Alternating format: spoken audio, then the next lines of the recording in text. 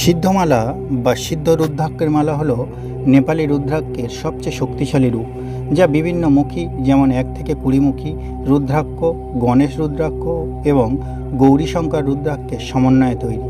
এই মালা আধ্যাত্মিক বৃদ্ধি, মানসিক স্বচ্ছতা এবং শারীরিক সুস্থতার জন্য ব্যবহৃত হয়।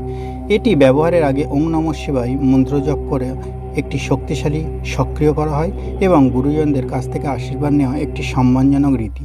সিদ্ধমালার প্রকারভেদ হলো ব্রহ্মসিদ্ধমালা একটি শক্তিশালী নেকলেস, যা 1 থেকে 20 মুখী নেপালি রুদ্রাক্ষ, গণেশ রুদ্রাক্ষ এবং গৌরীশঙ্কর রুদ্রাক্ষের তৈরি।